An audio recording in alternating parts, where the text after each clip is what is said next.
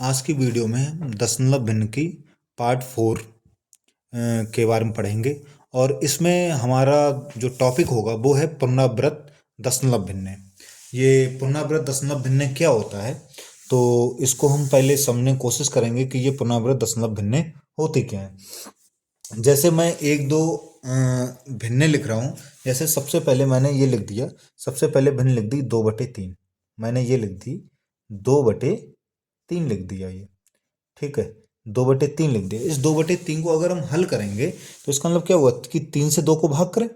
3 से क्या करें, 2 को भाग करें। तो मैं 3 से 2 को भाग करूंगा तो दशमलव लगाऊंगा, 0 बढ़ गया। 3×6 = 18। कितना आया, 2 आया। दशमलव लगा है, 0 फिर से बढ़ा लेंगे, 3×6 = 18। फिर 2 आ गया, दशमलव लगा है, 0 बढ़ा लेंगे, 3×6 = 18। फिर 2 आ गया, दशमलव लगा, ऐसे 0 बढ़ता जाए। तो कहने मतलब ये इसकी जो भाग आई है 0.666, इस तरीके से ये भाग लगातार आती जा रही है, ठीक है। और ये जो है, ये भाग में देख रहे हैं, ये कभी शेष खत्म नहीं हो रहा है, ठीक है। एक बात ये हो गई। और देखें, एक आध एग्जाम्पल और लें। जैसे मैंने मान लो ले लिया 1/3 ले लिया, ये 1/3 ले लिया। यहाँ पर हम 3 से 1 को भाग करेंगे। तो जब हम 3 से 1 को भाग करेंगे तो दशमलव लगाएंगे, 0 बढ़ जाएगा, 10 हो गया। 3×3 = 9, 1 बचा। फिर दशमलव लगा, 0 बढ़ जाएगा, 3×3 = 9। फिर 1 बच जाएगा, दशमलव लगा, 0 बढ़ जाएगा, 3×3 = 9। दशमलव 3 लगातार ये आता जाएगा इस तरीके से, ठीक है। एक और एग्जाम्पल ले लें। एक जैसे एग्जाम्पल और लेते हैं। जैसे मान लो लिखा है ये 22/7 लिखा है। क्या लिखा है, 22/7 लिखा है। इसका देखें तो इसमें हम 7 से, अगर हम देखें तो 7 से हम 22 को भाग करेंगे। अगर हम 7 से किसको, 22 को भाग करेंगे तो ये हमारा आ जाएगा 7×3 = 21। कितना बचा, 1 बचा। दशमलव लगा, 0 बढ़ा लेंगे, 7×1 = 7, 3 आया। दशमलव लगा, 0 बढ़ा लेंगे, ये आ जाएगा 7×4 = 28। 2 दशमलव लगा, 0 बढ़ा लेंगे, ये हो जाएगा 7×3 = 21, ज़्यादा हो जाएगा, 7×2 = 14। 6 आया, दशमलव लगा, 0 बढ़ा लेंगे, ये हो जाएगा 7×8 = 56। 4 आ जाएगा, दशमलव लगा, 0 बढ़ जाएगा, 7×5 = 35। कितना, 5 आया, ठीक है। दशमलव लगा, 0 फिर से बढ़ा लेंगे, ये आ जाएगा 7×7 = 49, ठीक है। 7×7 = 49। फिर 1 आ गया, दशमलव लगा है, 0 बढ़ जाएगा, 7×1 = 7। कितना आया, 3। दशमलव लगा, 0 बढ़ जाएगा, 7×4 = 28 हो जाएगा। 7×4 = 28। फिर से कितना बचा, 2 बचा, फिर से 2 बच गया, सही। दशमलव लगा है, 0 बढ़ जाएगा, तो ये क्या आ जाएगा, 7×2 = 14। फिर क्या आ गया, 6। दशमलव लगा है, 0 बढ़ जाएगा, 7×8 = 56, सही है। 7×8 = 56।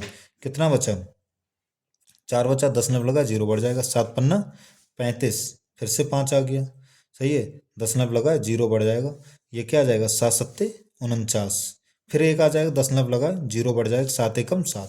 तो हम लोग देख रहे हैं यहाँ पर ये इतनी लंबी हमने भाग की है, तो इसमें कुछ हमारे सामने आ रहा होगा। क्या आ रहा होगा वो अभी हम बताते हैं। 3 दशमलव क्या भाग आ रही है 1 4 2, 1 4 2, 8 5 7, ठीक है। फिर 1 4 2, 8 5 7, 1, और फिर ये ऐसी डॉट डॉट डॉट चलती जा रही है, ठीक है। एक और लेते हैं एग्जाम्पल। जैसे हमने एक एग्जाम्पल और ले लिया 17/90, एक एग्जाम्पल और ले लिया ये, ठीक है। तो इसका मतलब क्या हुआ कि 90 से हम किसको भाग कर दें, 17 भाग कर दें।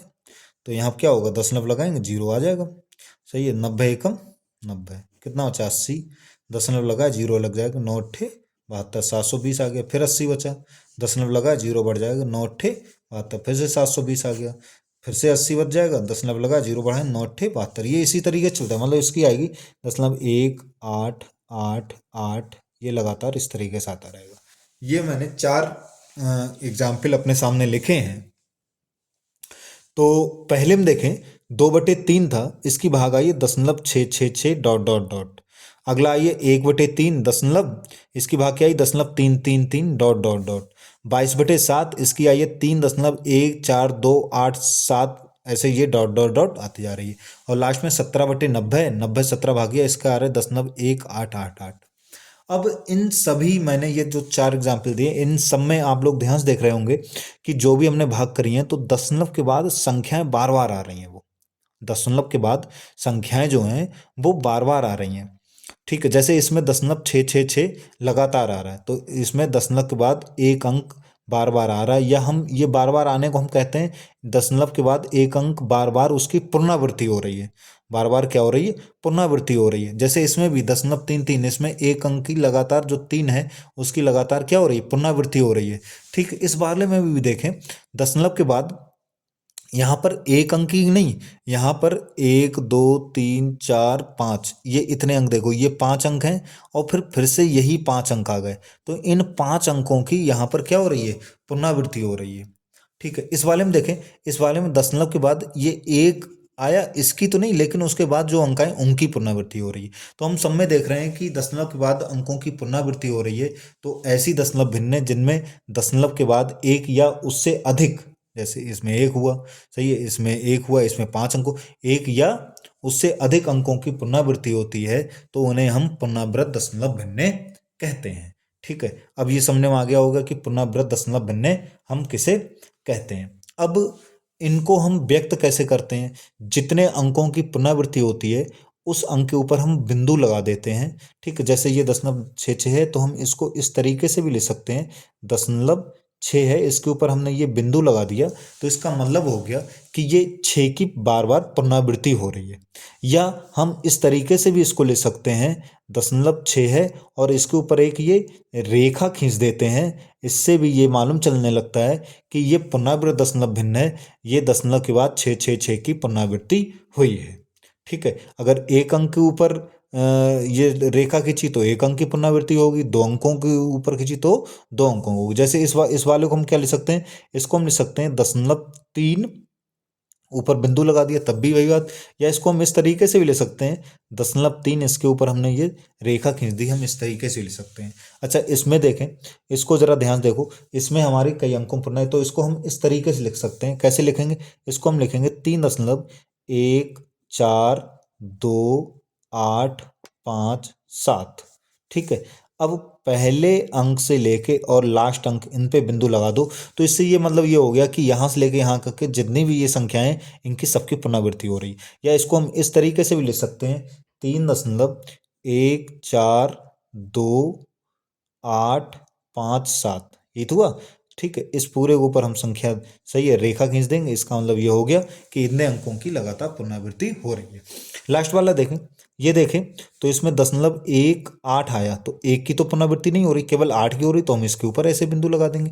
या इसको हम इस तरीके से भी ले सकते हैं, 0.18, और इसके ऊपर हम क्या लिख देंगे? रेखा लगा देंगे, तो इससे ये मालूम चल गया केवल 8 की पुनरावृत्ति हो रही है। तो ये सभी हमारी क्या कहलाती हैं? पुनरावृत्त दशमलव भिन्न कहलाती हैं। तो पुनरावृत्त दशमलव भिन्न क्या होती हैं? ऐसी दशमलव भिन्न जिनमें दशमलव के बाद एक या उससे अधिक अंकों की पुनरावृत्ति होती है, तो वो हमारी क्या पुनरावृत्त दशमलव भिन्न कहलाती हैं। अब एक चीज ध्यान देखो, यहाँ पर हमें ये पुनरावृत्त दशमलव भिन्न दो तरीके की दिख रही हैं। कैसे?